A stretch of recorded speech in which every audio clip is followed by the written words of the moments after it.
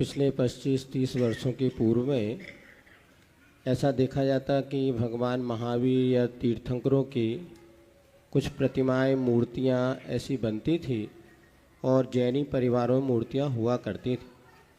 धीरे धीरे कुछ इस विषय में विचारणा हुई और अब देखा जाता कि अनेक घरों में जब आहार करने जाते हैं तो कतिपय घरों में ऐसा देखा जाता है कि जो तीर्थंकर या महावीर के जैसे मिलती जुलती कुछ प्रतिमाएं आज बन रही हैं अन्य देवी देवताओं की, और वो जैनी परिवारों में अच्छे बहुत विशाल रूप से उन प्रतिमाओं को शोकेस में या अपने घर के प्रमुख स्थान पर रखा जाता है।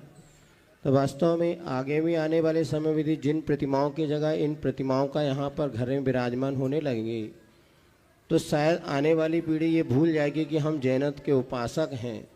तो क्या हमारे घरों में इन प्रतिमाओं को रख सकते हैं या जैन प्रतिमा बनाने पर कोई दोष होता है? समझे महाराज जी ने बहुत ही महत्वपूर्ण सवाल उठाया है और आजकल ये चलन हो गया। हम लोग भी, आप लोग घरों में जाते हैं तो देखते हैं, एक तो लाफिंग बुद्धा या बुद्ध की मूर्ति बहुत तेज़ी से आने लगी है और अन्य देवी देवताओं की आकृतियाँ भी आपने स्थापित करने लगे।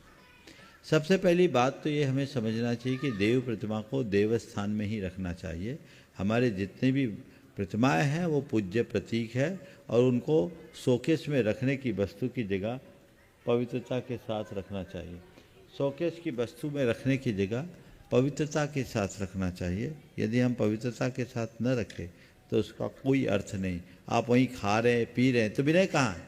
इसलिए जैन प्रतीकों को भी रखने का निषेध है और इस तरह से इन मूर्तियों को रखने का कोई औचित्य नहीं है। आप उनको, उस प्रतिमाओं को बिल्कुल न रखें, वैसी चीज़ों से बचें। अपने रखना है तो जैन प्रतीक रखें। आप स्वस्तिक बनाएं, ओम बनाएं, 3 लोक का चित्र बनाएं। हम अपने तीर्थंकरों की आकृतियों को दूसरे रूप में करें, सिंबॉलिक चीज़ें रखें। लेकिन ये इस तरह की जो प्रवृत्तियाँ बन गई है ये अच्छी नहीं है। इसके दूरगामी परिणाम बहुत ख़राब निकलेंगे। इसलिए हमें इनसे बच करके चलना चाहिए, इनके प्रति सजग और सावधान रहना चाहिए।